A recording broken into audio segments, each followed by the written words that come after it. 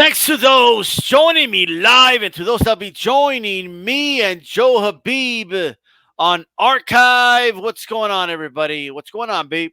Hey, what's happening? How's everything going? Hey, we're just here, man. Yet another Sunday afternoon. I'm enjoying today. Today's been a good day. Um, you still getting yelled at in the gym? No, I'm okay now. No. The guy's yelling at me, right? Yeah. And then he goes, okay, tough guy. I go, buddy, I'm not. How am I the tough guy? I'm not the one screaming. Yeah. Well, what are you gonna do? You know what I mean? Whatever. But with that said, B, quick thoughts. I know you'll do a more thorough breakdown later on your show tonight, but quick thoughts on Yard, man, getting stopped by Kovalev. Yard is who he is. I mean, like I said before last week, I think he's an athletic guy. But to me, he's not a pure boxer. He was getting by just with his with brute strength, and his athletic ability, his explosiveness. But I didn't see a lot of versatility. I just didn't see the high boxing IQ. I didn't see a wide array of skills. With all due respect, I just saw a guy who was just blowing lower tier guys out the water, throwing, just by walking, coming forward and just loading up and throwing winging shots and getting them out of there. Now, those winging shots helped him a little bit in the 7th and 8th round in the Kovalev fight. But once again, I mean, because he's just a guy who's all fourth gear, basically. There's no, he basically, he's all or nothing. You know what I'm saying? There's no in between there. There's Right. there's no middle gear. It's either I'm going to lay back or I'm going to go all out. And guys like that try to go 0 to 100 real quick, as Drake would say, those are the guys that fizzle out. And he fizzled out. Blew his wad in 2 rounds. Yep. And it's very ironic, too, because he's the younger guy. He's like 28 years old, and Kovalev's 36. So, 35, 36-ish. So, basically, he's the guy that everyone says slows down. But, again, this is a guy who's kind of settling down, and he's kind of understanding that, as I move forward in my career at this advanced stage, I don't have to be the crusher anymore. And I mentioned this last week on the show, Right. That we did last week, that I don't have to be the crusher anymore. All I have to do is win. And even after the fight, he said to the guy that was interviewing him, he says, I can't lose anymore. I gotta win. So he feels as though his back is up against the wall. He feels as though the window is closing, and there's not many fights left. So he's got to make all these next couple fights, as he finishes his career, count. And if he's going to get that Canelo payday, which would be a great payday for him, I would imagine it would be 8 figures. That would be the capper to a pretty good career, I would say. Well, if before we move to Canelo, I just want to kind of talk about something we talked off the air. But you mentioned to me about him just being like a fighter that has fast twitch muscles and that physique that he has. Can you elaborate a little more on why this is not really something he could really fix? Well, the thing is this: you have to know who you are, and you have to fight based on what you have. In other words, so right. he has a body where he has that bubbly look, that those short muscle bellies. He's obviously a well-built guy, but he's got those round, bubbly muscle look. He doesn't have those long swimmer type, basketball type muscles, the long muscle bellies, which is the stamina muscles. If you look at Kovalev, even though sometimes he fades or whatever, but he has that type of build, the long muscles. That's why he was able to get a second win. So guys like that are built like Yard, if you notice, they have that explosiveness to them. They're like the sprinter, basically. They're not the marathon runner. So if you look at him, see how he's the round, bubbly, the short muscle belly fibers. You could see how the muscle insertions are very high. they're short. They're short muscles. They're basically not the elongated swimmer type muscles, like I said, the marathon runner, the basketball player, the guy that's built for endurance as well as a little bit of explosiveness. So when you look at guys that are built like him, like Jean Pascal, David Hay, they all have one thing in common. They fight that same type of style, that kill or be killed. It's the explosiveness. It's the one punch at a time, load up type style, the winging shots, and they tend to blow their wad. They don't have a very high output. Pascal's not a volume puncher. David Hay wasn't a volume puncher, and Anthony Yard is not a volume puncher either. When you look at guys that are built like that, so they have that one thing in common. So can he change? Can he get better? Well, you can't really change genetics, so you're gonna have to, kind of look at yourself and see how you can minimize these genetic deficiencies that you possess. And then the response would be, well, why doesn't he just lose the muscle mass? Again, then you compound the problem, because when you lose the muscle mass, then you don't have that oxygen, go into your muscles. You become flat, and then you become even less, and then you lose your explosiveness. So now you don't have your explosiveness, and now you don't have stamina. So you got to at least have one thing. You know what I'm saying? So why take away everything, thinking that you're going to fix the other problem? Because you're not going to fix the other problem, because you can't change the shape of your muscles. You can change the size of your muscles, but you can't change the shape of your muscles, and you really can't change the amount of fast twitch muscle fibers to slow twitch muscle fiber ratio that you were born with. Now again, everything can be improved upon, but the threshold is going to be set at a certain level for him, and he's never going to be that marathon runner type guy unless he takes PEDs. So it's just tough. Like, there's only so much you can do with genetics, and you are who you are. Like, some guys will never ever in their lives, I don't care. You see a guy who's 5'8" and he can dunk a basketball, and then you see some guys who are 6'3" that can't dunk a basketball. Like, you are who you are. Like, you have a genetic limit of what you're able to do, and that's why some guys, in boxing are genetically gifted, and other guys aren't genetically gifted, but they're just natural boxers. They're instinctive, like the muscle memory, just the just learning and picking up the sport and doing just doing the boxing drills, and just they're just basic pure. Like, some people are just born to be good at something, and some guys are just born fighters. Like, they take to it. They pick up the movements naturally. They get the timing down. It becomes almost instinctive. When you look at guys who are natural fighters, it's like they're instinctive. Like, it's like they don't have to work at doing it. It just becomes natural to them. They pick it up. And like Marquez, natural fighter. Mayweather, natural fighter. Guys that just see things before they happen. The brain just processes quickly. The movements are just like second nature to them. You could see guys who are like that. Yard is just not one of those guys. No. Yeah, I think he's going to have stamina issues in the second half of the fight moving forward, I think. Yeah. You know what I mean? So, like, I remember, like, you mentioned David Hay. If David Hay wouldn't have knocked out Chisora, like, who knows, man? That might have been getting tired. Yeah. So if I'm training him, I'm teaching him to fight in spurts. Okay? Yeah.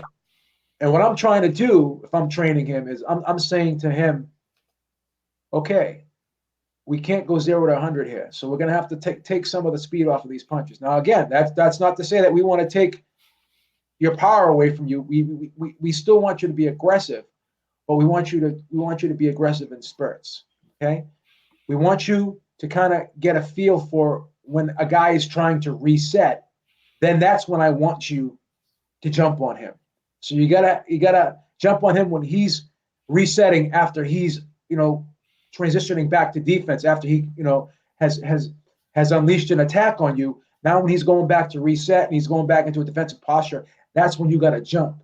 So you got to fight when the other guy's not fighting, and when the other guy's fighting, you gotta try to time it a little bit and get yourself out of range. So when a guy's coming at you, that's when you need to be the counter puncher. But then when the guy after a guy finishes attacking you, then you got to follow him out. In other words, so usually when I got like he's similar to an ambush fighter. So when you fight an ambush fighter, when the guy's coming in, that's when you step back, and then when he goes back out, that's when you follow him. So Yard's got to kind of do that opposite. So he's got to basically fight when the other guy's not fighting, and then when the other guy's not fighting, he's got to be defensively responsible, and he could still fight, but basically, if he wants to empty out the clip and go balls to the walls, do that in spurts and do that when the other guy's on the defensive. Don't try to get into a firefight with a guy, and get into a war the whole round, basically. Right. So pick and choose your spots, pace yourself a little bit, and don't throw everything hard, and kind of work on throwing some straighter punches. You can definitely switch up some technique here, and just work on developing a rangefinder, developing a rhythm breaker. So in other words, when the guy's on offense, that's when you stop throwing the rhythm breaker type punches, just so you don't overextend yourself. That's when you stop throwing your touch jabs, and that's when you stop just placing your right hand and trying to offset and just not allow him to continue to get that momentum against you. So that's when you stop throwing the rhythm breaker, the get off me type punches, so to speak. You have to mix it. You have to mix a few of those into your arsenal, because you can't be just shooting the 45 sometimes. Sometimes you got to shoot the 38, Well, I think he has limited bullets and limited magazines. Clack clack.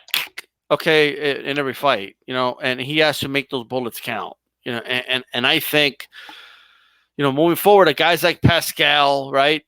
Some of his biggest wins were either knockout, stoppages, or a decision off of a headbutt or something like that. You know what I mean? Yeah. So it's going the distance is not exactly beneficial to these type of fighters. I mean, if there's type of fighters that would benefit from, because how you've heard talks about boxing going down to 10 rounds or 8 rounds, and especially every time a fighter dies, they come up with that. They would benefit out of that. You know what I mean? Yeah. But unfortunately for them, the distance is 10 rounds for a non-title fight, 12 rounds for title fights. That's a long way to go, especially for fighters that exert so much energy and lose a lot of energy as the fight progresses. But that's Yard. As far as Kovalev, I agree. I mean, it's time for him to make a move, and if you get that big payday, and that's against Canelo, my question to you, Beeb, is I'm having a hard time believing Canelo's going to fight Kovalev at 175 pounds, no rehydration clause, no catch weights, just straight up. I'm having a hard time believing that. Well, maybe he will, and I'll tell you why. Because okay. I'm sure Canelo and the Reynoso brothers, as we speak, are watching that 7th and 8th round of that Kovalev fight, and they're just licking their chops, saying, "Wow, we can imagine us in that same position, because we know we're going to land more body shots. We're not going to just do it in round 7 and 8. We're going to do it in all the rounds." So Kovalev may have shown enough vulnerability where there's not going to be any of that stuff in a fight with Canelo, in my opinion. I could be wrong, because they do have the leverage, and whenever someone has leverage, they use it. Why wouldn't you? Right? Right. But with that being said, they could enhance the fight even more by not even putting any of those things in there, and that could elevate Canelo, because he's going to go up there and do it and not need any added benefits. So it could enhance Canelo and enhance the win, so to speak. So then there would be no questions after the fight, So we'll see. I don't think there's going to be a rehydration clause, and if there is, then shame on Canelo. But again, anything is possible in this sport. I don't doubt anything, really. If you present that's a possible scenario, then you know what? It's totally plausible. Look, I get what everybody's saying. Yes, I agree that Canelo's a more skilled fighter than Kovalev. I agree he's a better fighter. pound for pound, okay, if this dude like Kovalev with no rehydration clause, bro, it's gonna be at 190 some pounds. About 190 pounds, I would say. Yeah. Yeah. I mean, this is gonna be that's gonna be the hardest punches Canelo's ever felt in his life ever, right? It's hard. It's hard to imagine on fight night that Canelo would get above 180. It's hard to imagine he would get above 180. Because So I keep hearing people tell me, "Oh no, Canelo weighs in 180 on fight night." Yeah, okay. After he rehydrates, that doesn't make him a light heavyweight.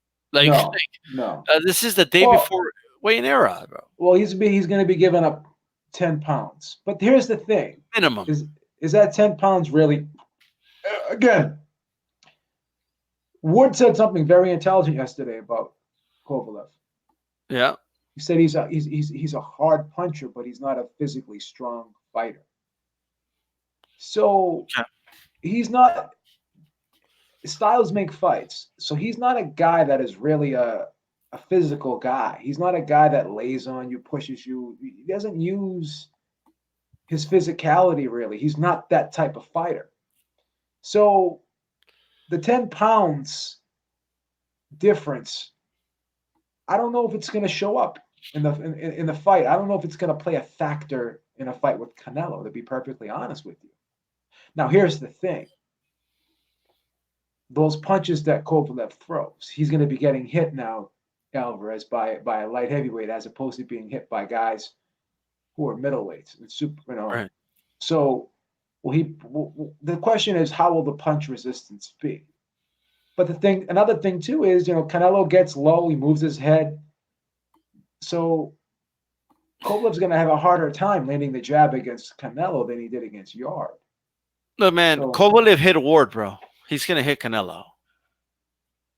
Like yeah. he's gonna land. Like it's like I get what everyone's saying. Oh, Canelo. I agree. He's a better fighter than Kovalev, right? The problem is when he touches Canelo, when he lands on Canelo, this is assuming there's no he's literally gonna fight him, no catch weight, no rehydration clause, dude. He's gonna hurt Canelo when he lands. I mean, I get what people are saying. Oh, he's gonna work the body. It's a long torso. I get all that, right? This is not going to be a Rocky Fielding fight, guys. No. So win, lose, or draw, you think Canelo's going to have some problems in this fight? Yeah, like let me give you an example, okay? You remember the Pacquiao versus Margarito fight? Yes. Pacquiao dominated that fight. Would you agree? Yes. Okay. Pacquiao still went to the hospital, bro. Yeah. Okay. His ribs were like very bruised after that fight. Yeah. You know what I mean? Like he still felt like the few punches Margarito landed, and this was at a catchweight, by the way. All right.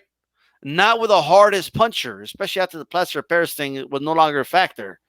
But he felt it because that was a big dude. He was a much bigger physical dude. Was he as strong physically as a Shane Mosley? Well, Shane Mosley manhandled Margarito.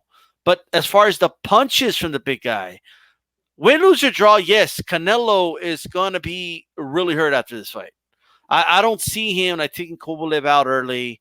All right. I think Kovalev is a good enough boxer to land leather on Canelo. If he landed leather on Ward, right, he's going to land leather on Canelo.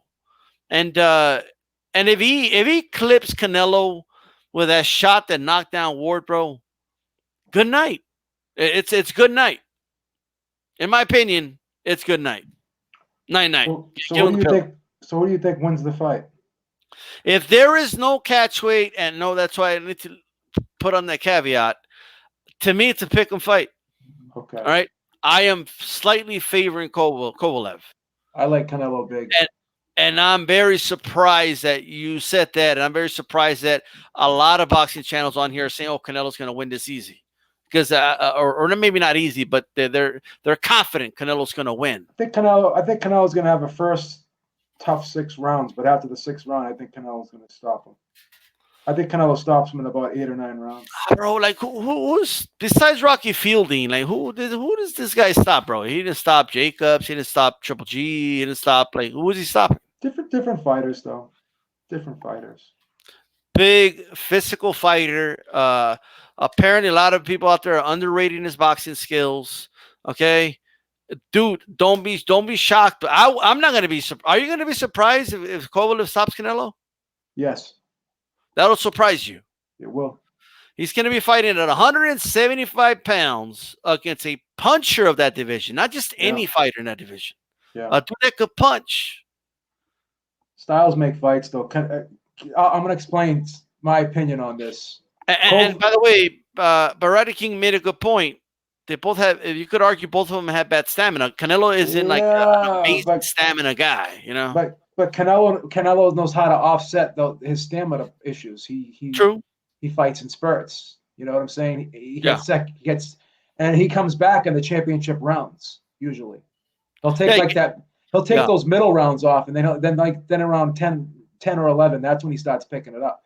Yeah. Here's Yeah. here's the Do thing. the same thing. I agree. Yeah. Here's the thing, and I can't say this enough because it's cliche at this point. Styles make fights, right? I know, but And Kovalev cannot fight a lick on the inside, not even a lick.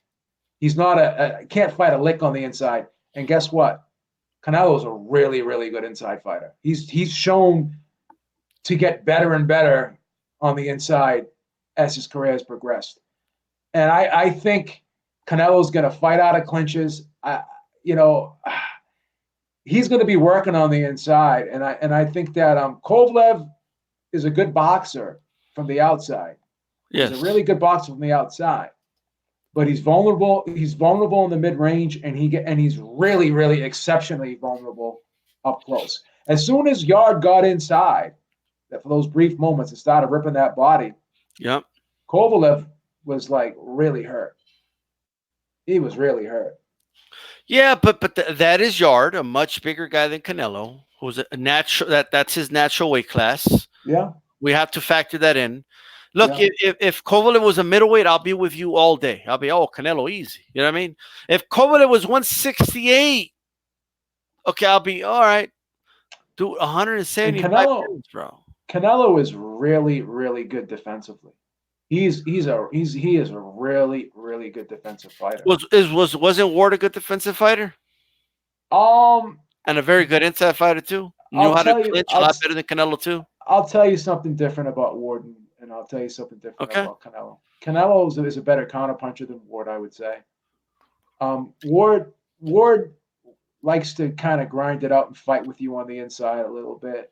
Canelo, I think you could argue doesn't like go all the way in, and he kind of hangs out on the mid range and plays the counterpunch role a little bit, and then he goes inside once he starts to soften you up a little bit. So Ward kind of takes a little bit more chances and goes right in there and tries to bang away, whereas Canelo kind of picks and chooses his spots a little bit. He'll hang out in the mid range area and play counterpunch role for a while.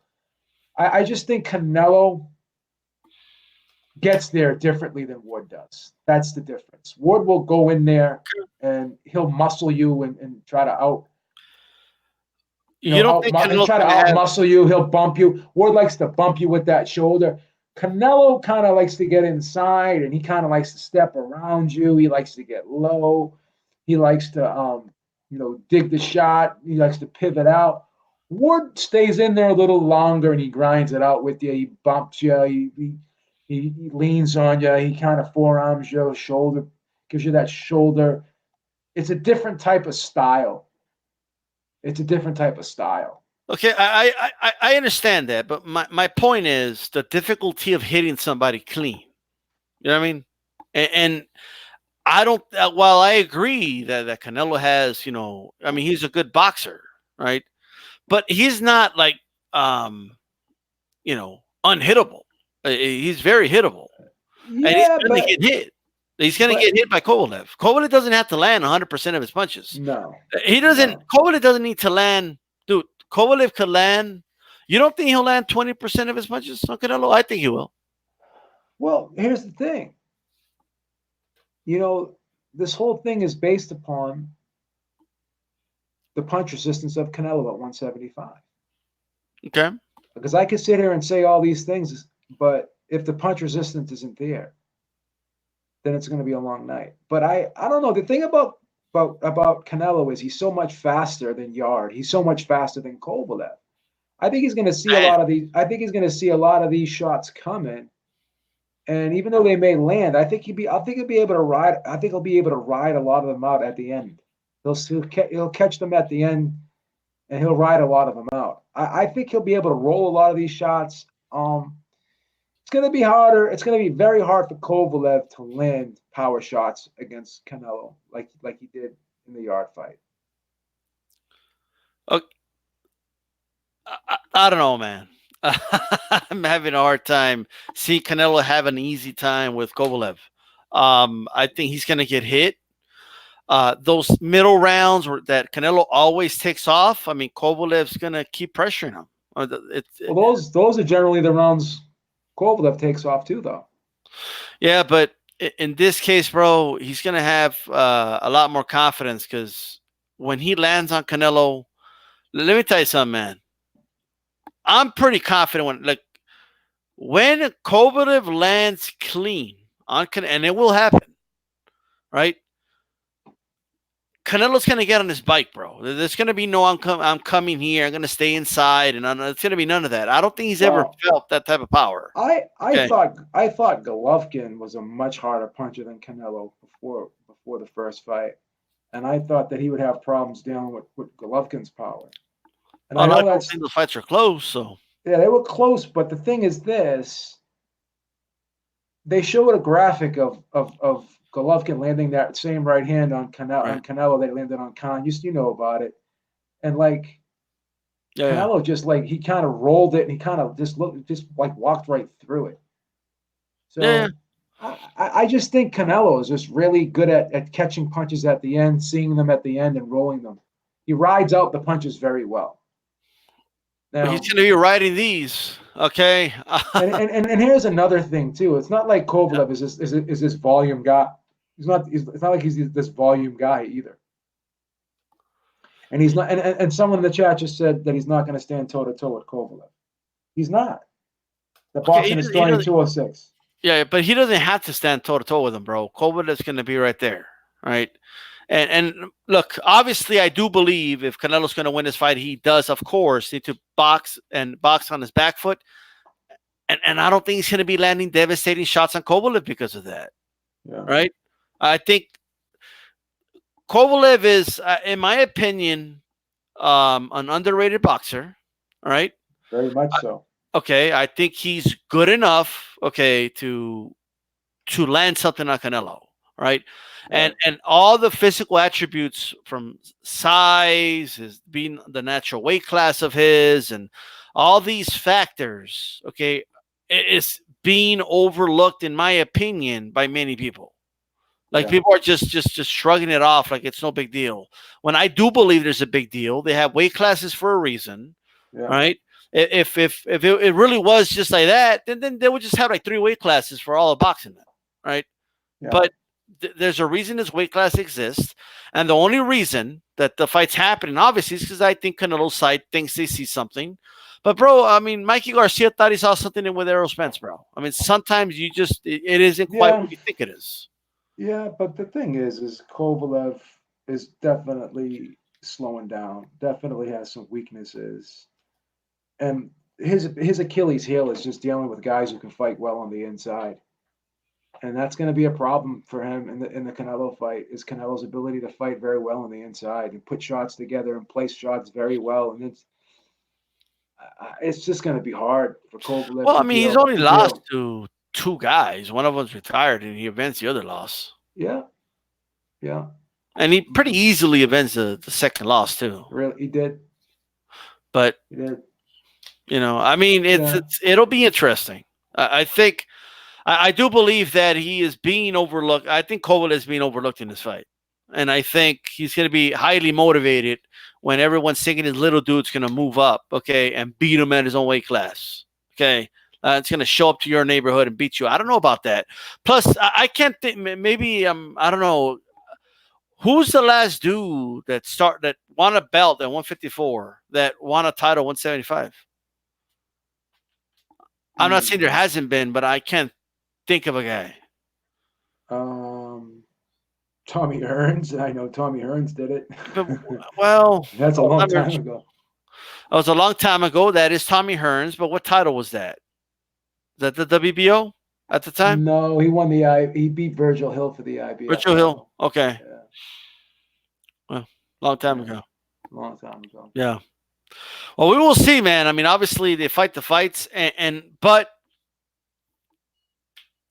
Tommy Hearns went I up. think. Tommy Hearns went up to cruiserweight for Christ's sakes. He started at welterweight and went all the way up to Wow. cruiserweight, but he was 6'1". Yeah, it's a big dude. Who else did Canelo. it? Who Uh, else did it? I'm trying to think who else did it. well, Sugar Ray, I guess. I mean, Sugar yes Ray and no Leonard, with Sugar Ray Leonard. Sugar Ray Leonard did it. Tommy Hearns did it. Who else Do did it? we count Sugar Ray Leonard because they weighed in at 168, right? I mean, didn't Yeah, they? I don't want to count. I mean, it's kind of crazy how that whole thing played out, but Yeah, I guess and even in that fight, Beeb, Sugar Ray was hurt in that fight, yeah, he was. and he was a much better fighter, but he was fighting a much bigger guy, and this was it was at a catchweight, Yeah, right? Roberto Duran fought at light heavyweight, but I don't think he won a title at light heavyweight. He never won a title. Yeah, this is an all-time great, yeah. He didn't. But He didn't. He didn't, yeah, he didn't win a title at light heavyweight. no, I know Trinidad was trying to do it, but he got Yeah. that train got derailed by B-Hop. But Who else did it? So Leonard and Hearns. I'm trying to think if there's anyone else that did it. It's a good question. well, Roy Jones Jr. But did Roy Jones start at 154? Yeah, but he never won a title at 154. He just started there. Okay. Yeah. I mean, it's not impossible, but I just think that this is quite a jump. And look, I agree that Canelo is an exceptional fighter, but he's not like that dude. Like Canelo, not like that dominant fighter that dominates all his fights. You know what I mean? I mean, Yeah, he's been in a lot of squeakers. There's no question about it. We can't yeah. deny that. Plus Kovalev, I mean, he's got a good jab too, man. I just think this style matchup of Canelo is going to present a lot of problems for Kovalev. Is the stylistic advantage enough to overcome the weight and the size? That to me, that's the question, because there's a big size difference there, Well, and I don't. That's going to be the big question going into the fight. Yeah, that's what we're going to find out. I mean, no one knows for sure if the jump's going to be too big. I mean, a lot of people are saying that it's an easy fight for Canelo, though. They really are. I don't know if it's an easy fight. I think. I mean, Robinson almost did it, but he exhaustion of the heat, so he threw in towel. Welterweight, middleweight, and light heavyweight. Yeah. But I mean, it's quite a jump there, and it's going to be interesting. Plus, again, he's not just fighting just like a big light heavyweight. He's fighting a light heavyweight that's a puncher. Yeah. And I really need to emphasize that. Like Kovalev could be losing, getting his ass beat for 6 straight rounds, and he lands one right on the button. It could be over. Okay, so it is a dangerous fight to me. It's a very dangerous fight. So we're gonna see. We're gonna see, but we're gonna see, man. I have a feeling there's gonna be some drama about catch weights and stuff like that. We'll see. Yeah, I mean, they're gonna try to do something. They got a lot of leverage, so I'm sure they're gonna try and do something. Well, there's an asterisk in that win if there's a catch weight and a rehydration clause, in my opinion. But yeah. I've been consistent about that for years. But anyway, moving on. But see the graphic or no? No. I do. Anyway, we're moving on. See that? Get it? Yeah. I got you. I like it. I like it. In a way, speaking of a shot to win, do you give Donaire any shot to beat Inoue? No, I don't see that. I give him like a slice shot early. And I like Donaire a lot, but this is just going to be a bridge too far for him. I think it's going to be too much. You think Callum Smith or Philip Plant are tougher fights for Canelo? Yes. Callum Smith fights tougher for him. But I think he beats Callum Smith too. Yeah, Canelo does have a good chin. I don't think Canelo's even been knocked down, has he? Not that I know of, no. Yeah, it's crazy. I could be wrong, but I don't remember him being knocked down. Yeah, remember when Cotto's brother hurt him? Yeah, Like, that's like, and everyone was questioning the chin then. Boy, I think it was like 19 at that time now. yeah, he was young. So, you know, Cotto's not as dangerous as Beterbiev for Bilo. I agree with that. I agree with that. I mean, that's why Canelo's pursuing. He's pursuing Kovalev for a reason. I know that, but I just think he's biting a little more than he could chew. But we will see. I think that's what makes it intriguing, right? Beeb, we got a pull out. I don't know if you heard, but we got a pull out. Um, so we got. Let me pull it up real quick. We got B Hop. We got Wiki Wright, Paul Williams, and Miguel Cotto. The next appreciation week, who are you going to vote for? Wow. With a Um, caveat that this is the last week of Bernard Hopkins. I'm gonna vote for Bernard Hopkins. B Hop, he is in the lead right now with 31% of the vote. Williams with 23%. Wright with 17. Miguel Cotto with 29%. It's going to be a close one between B Hop and Cotto. That's for sure. And this is your daily reminder that this is the real deal week, man. This is Evander Holyfield Appreciation Week. Man, this is going to be a great week, man. Already had a couple great videos talking about Evander Holyfield. I know you had mentioned that this is one of your favorite heavyweights, right? Yeah, I like Lewis. I think Lewis and George Foreman and Lennox Lewis is like my Tyson Fury too. I mean, Tyson Fury is my favorite heavyweight right now. You can make an argument that he's my favorite heavyweight Yep. of all time, but there's still time to go in that. But I do love Evander Holyfield because he's the guy that fought everyone in his era. He fought everyone. Like if you look at the resume, he has the best resume in the '90s and Yeah. 2000s without question, in my opinion. He Yeah. fought I mean, Tyson. He fought Lewis. He fought Michael Moore. He fought Riddick Bowe 3 times, and John Ruiz. John Ruiz a couple like 3 times. He Yeah. fought George Foreman. He fought Michael Moore twice. And this is a guy that if you wanted to run it back, he would run it back. He would never make you wait. If you wanted to run it back, he'd run it back. He fought Bowe 3 times. Fought Michael Moore twice. Fought Tyson twice. Fought John Ruiz 3 times. Fought Lennox Lewis twice. So this guy's not afraid. He fought Dwight Cowie twice.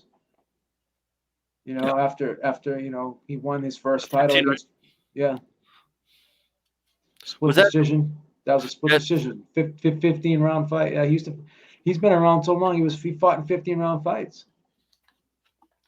that is crazy. He just retired a couple years ago. Like what? Like Yeah, 4, like maybe I think 7 years ago. I think, something like that. Yeah, which is insane, bro. And then that's just who he fought. I mean, the dude sparred a young Andy Ruiz. he Okay, did. I mean, this guy he was sparring everybody, fighting everybody. He just loved to fight. You know, Yeah, he loved to get in work. He loved to fight. Like, he loved to spar. This guy was some man in his mid 40s, like still coming in shape. And you know what, bro? I thought he beat Valuev. I thought they robbed yeah. him. I thought he beat him. And he would have broken the record at the time, right? I think oldest heavyweight champ. And they robbed him, bro. I mean, Horrible decision. I couldn't believe it. And the crazy thing, I wasn't giving him a shot in hell to win a fight. And I think he's the only heavyweight to win the title 4 times. Oh, really? Wow. It's amazing how I can't recall a heavyweight that was counted out like, okay, that's it. This is the end of his career. Like Yeah, so many times, you know. I can't. Having a hard time, remembering, bro. But I mean, this is crazy, man. When you go back and you look at this, I mean, look at the size difference. Um, Valuev and Holyfield. Um, Ironic. I think Holyfield did better against Valuev minus a knockdown than Hay did, because I think Hay knocked him down. I don't think he knocked him down, but he hurt him big in You heard him, right? the. Okay. He almost knocked him out in the last round. Like I always wondered, like I think Holyfield might have beaten Hay. Like if if they would have fought, ironically. But what are your three? Let's see them one by one. Which would be number three favorite Holyfield fight of all time? Um, when he fought Dwight Cowie and he won Okay. his first world title in his 12th pro fight. A lot of people don't remember that, but it was a split decision victory. It was a war. The fight that could have gone either way. It was really close. But this was a young Holyfield. He was only a pro for 2 years. Two Yep. years into his career, with only 12 pro fights, and he took on the veteran Cowie, For who 15 rounds. 15 rounds. So that's number one. That's number three, actually. Um, All right. the second most memorable fight was probably the Fan Man fight with Riddick Bowe, the rematch.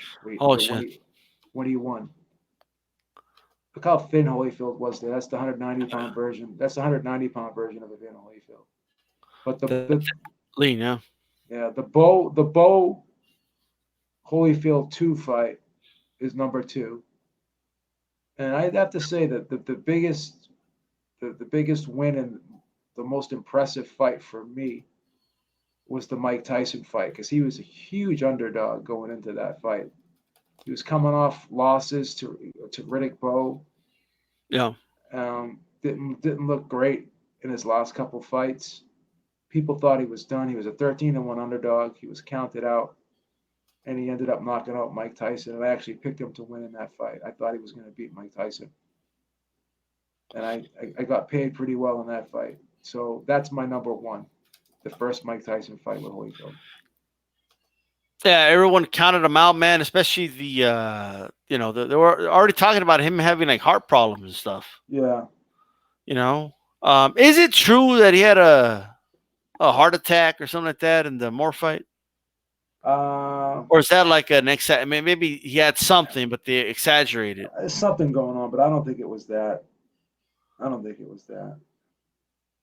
I still can't believe, like in hindsight, it's hard to believe that Holyfield was such a major underdog in that fight. Against You know, Tyson? yeah. Yeah, no one thought he was going to win that fight. But you ask people nowadays, everyone had him winning. You know what I mean? But of course, you know, yeah, I knew Douglas was going to win. I swear. Like, yeah. okay, but in his fight, though, you know, are you surprised though, given the fact that the mystique should have been gone after the Douglas fight, right?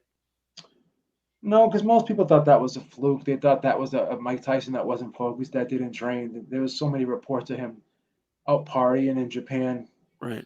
before the fight.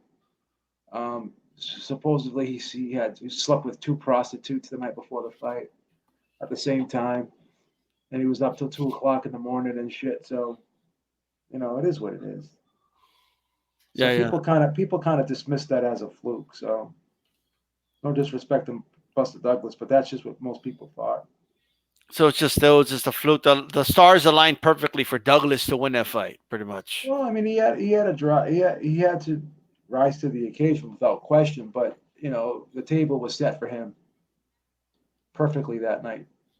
You Yeah. know, but he still had to go out and do it. So Shout out to Scrapbook Boxing. It says jab the like button for Bro DStyle. Absolutely. Make sure you guys throw a jab. Throw a jab at the like button.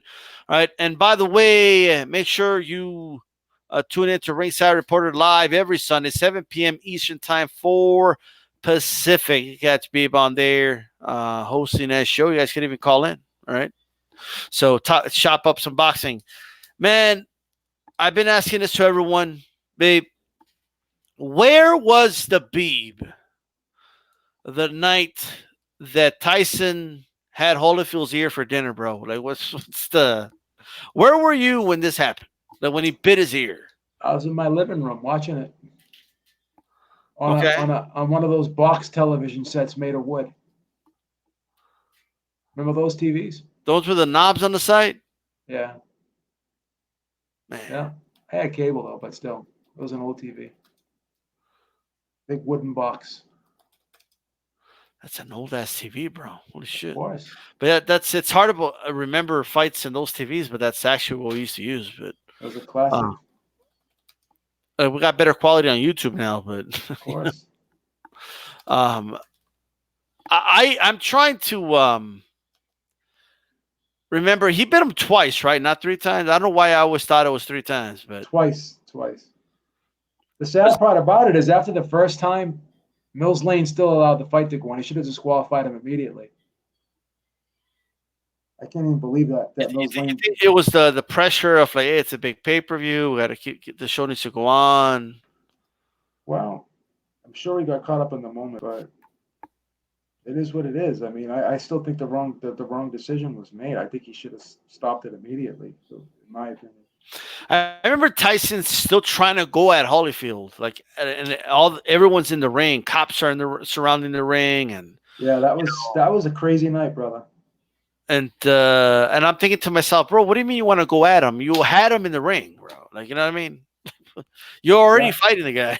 that was a crazy night, man. I couldn't figure that one out. Did it? Were you mad because this pay per view? Or was it like, did you pick Holyfield so it satisfied you that he's frustrated him so much? Yeah, I was just shocked. I was just shocked at how the whole thing went down. I couldn't believe what I was seeing. I just couldn't believe it. And look at this. Like, I remember like the news. That's all they were talking about the next day, bro. Look at this. Look at that. He's got a piece of his ear missing for the rest of his life. Yeah. Didn't sew it back on? He didn't want it sewed back on. What? That's what he said. He wanted to leave it the way it was. Why? Did he give a reason? No, I mean, I don't know. I guess he wanted to kind of remember the moment, I guess. I don't know. I remember I saw him on both guys on Oprah, and Holyfield's like just casually talking about it. Like, well, I mean, it's not the first time someone's bit somebody's ear, so it wasn't that big of a deal. It's just the way he said it, like, dude, the dude bit your ear off, right? Eddie Alem says, even though I was 7 years old, I still remember that night. And from that point, Mike Tyson was the boogeyman to me. He could come back and bite you, bro. Right. And from there, man, I remember Tyson was banned from Vegas, wasn't he? He was suspended. He was suspended, I think, for a year. And he had to pay $3 million. Okay. How did the Lewis fight end up in Nashville?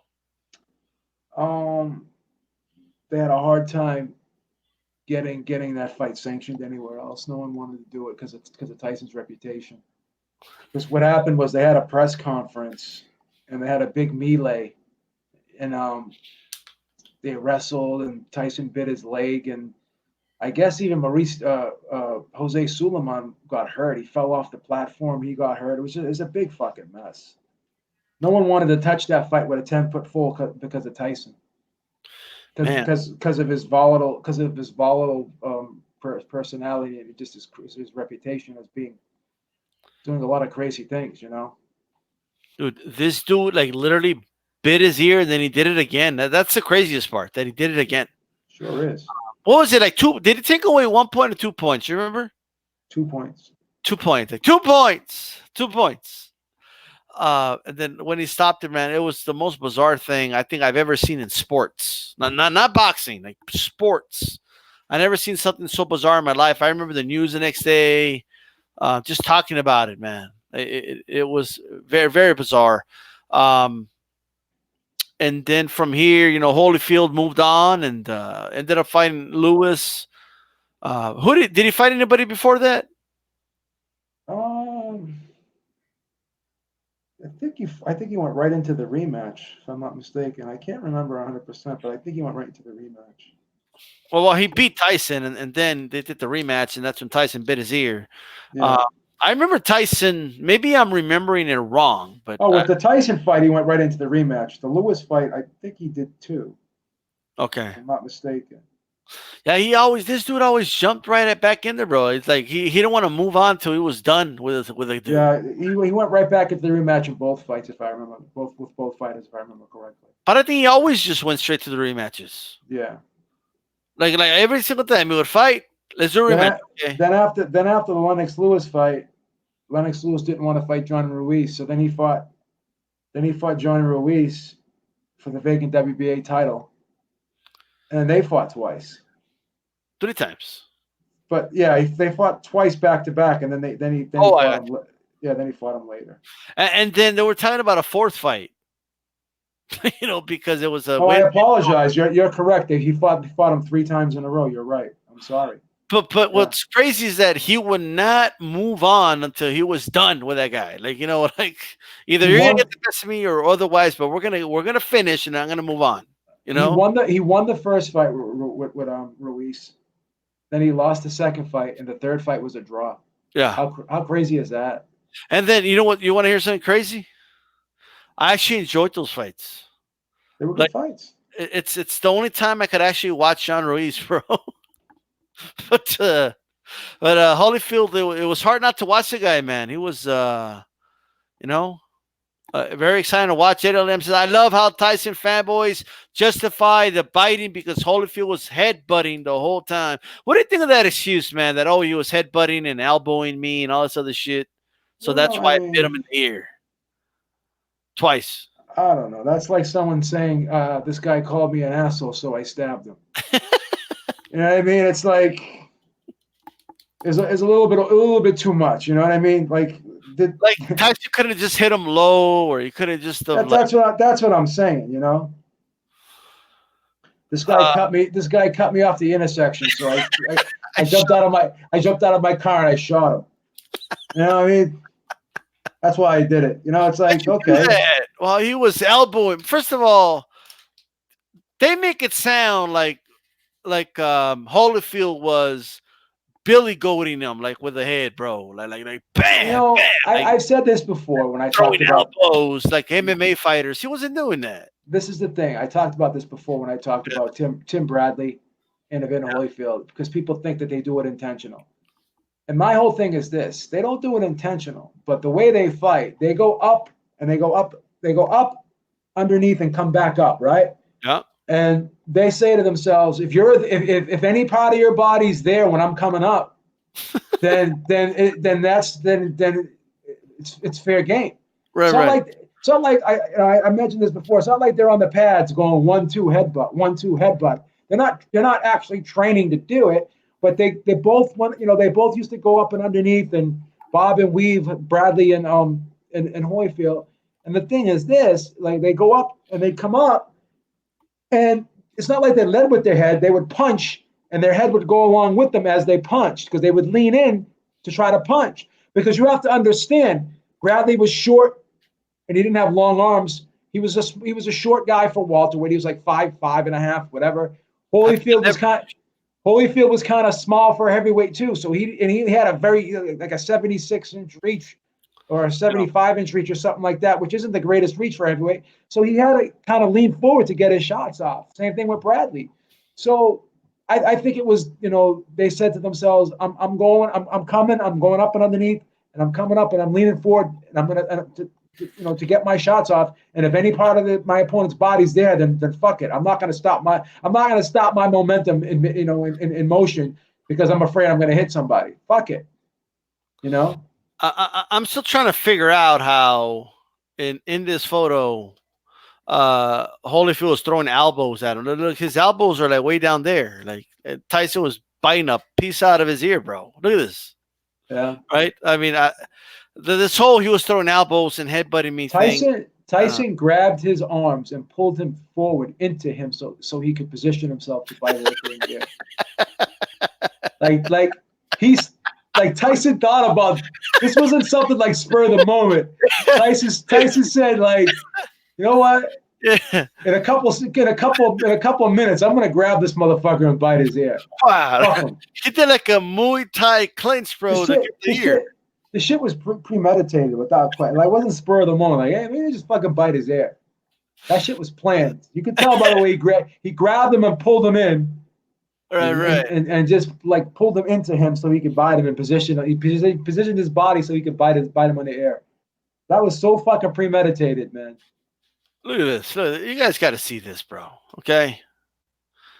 Look at this, bro. All right. Look, I want you guys to see how Tyson used technique. All right. I want you to see the technique right now. All right. Okay. Look at the clinch, Beeb. Look at that clinch. Right. You see that clinch? Right. Yeah. Okay. He has Holyfield's arm locked up right there, bro. Like Holyfield's locked up. Look at this. This was like I don't know where he got this technique from, bro. But Tyson utilized some like unknown street moves. Okay, he's a black belt in Street Fighter or some shit, right?